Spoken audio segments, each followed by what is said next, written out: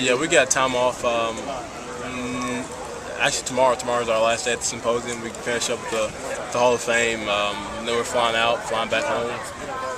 Just continue to work out and get ready for camp. So you get from now until then. So right. When do you come back? July 17th? I think so, something like that. Okay. So how do you feel going into this thing? Are you ready for the first training camp of your life? I am ready. Well, actually, it'll be the first NFL training camp. Yeah, I'm just looking forward to it. Being able to come out here, put the pads on for the first time, and actually, I guess, measure up to the older guys and see where I am and see what I have to do to get better. Are you anxious to hit? I am. I haven't been able to hit in a long time, since January, really. And yeah, like I said, just excited to come out here and get ready to compete. That's what it's all about. It's about competing for a job and just playing football.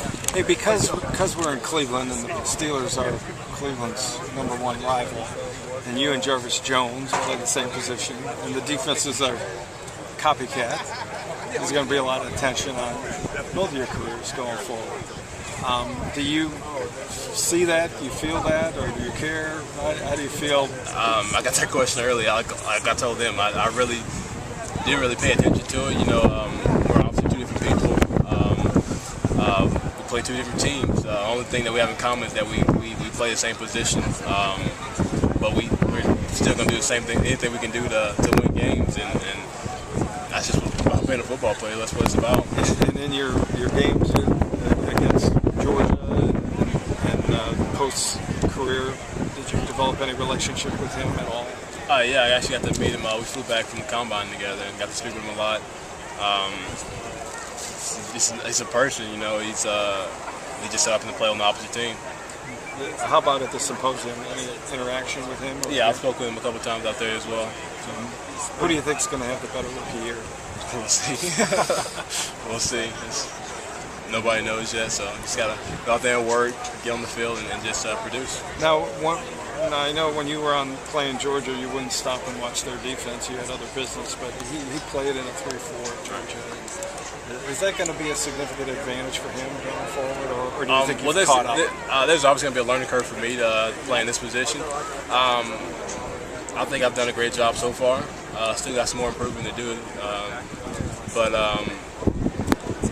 who knows what the future's going to hold. Just got to go out there and play. That's why we play football. That's why we play the game. You can't just say one team's better than the other, or one person's better than the other. You have to go out and play. Then you can compare. What stands out when you think about him as a player? He's deceptively strong. He walked those big offensive tackles back, and he was getting in the backfield, getting sacks, and he just never stopped. Okay, now give me, what are you deceptively? What? He's deceptively strong. He's like those guys. They look at me and they think they're just gonna position me. A bunch of those games. It's about leverage. It's not about how strong you are. It's about leverage. It's about what you can do and the motive that you have to get what you want. If you don't want to stop until the ball's down, and you're doing everything you can, and you'll be okay. When you look at your combine numbers compared to Jones, I mean, you blow them off charts. You have times, you have everything. But he is obviously a productive player in that defense. I mean, do we rely too much on what happens at the combine to measure a guy? I think sometimes you do. The combine really is in football. There's not going to be a time where you're asked to run 40 yards, and if you run fast, then you win. Unless you have the ball in your hand. but we're not to your strength, though. I mean, you time well, you do all that stuff well. It's about what you do on the field. That really, the coaches like to see that kind of stuff. They like to say, oh, okay, if he can do that well, then he'll be able to do this well. But until you actually put the pads on and you go out there and you get to those drills or you get in those games and you play and you just don't know.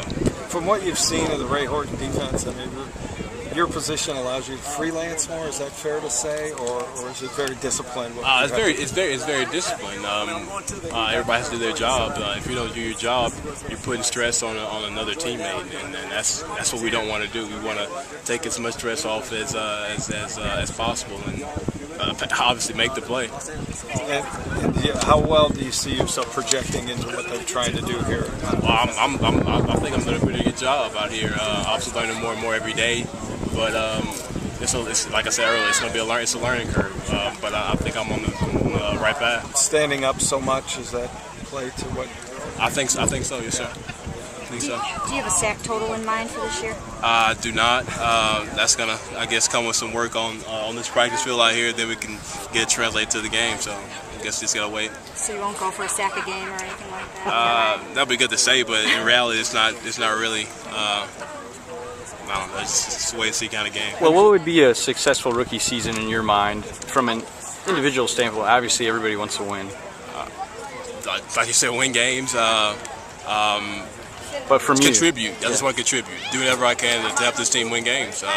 That's a successful rookie season. And give us a weight update. What will you be reporting at in training camp? The number 240-ish. Think it's something good. Have a few double cheeseburgers on the day before you get here? I'll probably eat a lot of double cheeseburgers. No, it's. I'm not that far away. I just love cheeseburgers. I just do. Long symposium been like for you? Well, actually, it's only, I think, 3 days. But it's just been very informative about career choices and career paths that people have chosen in the past. And just us being able to take what we can from it and apply it to our careers, I think it's going to be for the betterment of us as young players. What have you taken from speeches from guys like Jarvis Jones and Tank Johnson? Well, they made some bad decisions, but obviously they're trying to move forward from that and put that in their past and just continue to better themselves.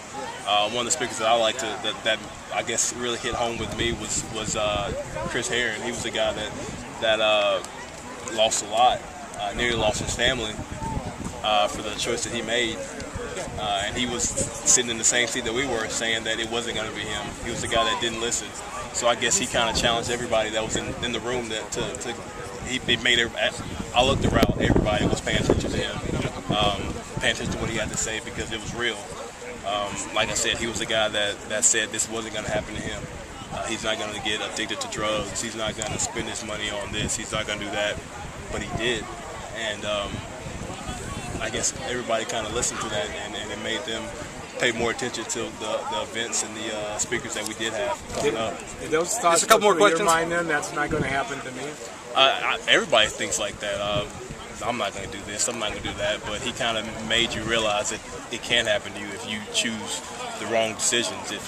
For him, it was a $20 pill, he said, and that just damaged his life tremendously. $20 pill, what was it? I don't know, some kind of pill. I don't know. He just said $20 pill, when he was 18, and it changed his life. And then he went from that pill to a different drug, from that drug to a different drug, and it just kind of this events that just kind of doomed his life. But he's recovered from that, and he's better for that. Well, what is your weight last question, today? What is your weight? You said you were close to 237. Okay, and do you have a contract update? Working on it. Hasn't got finished yet, but hopefully it'll get done soon.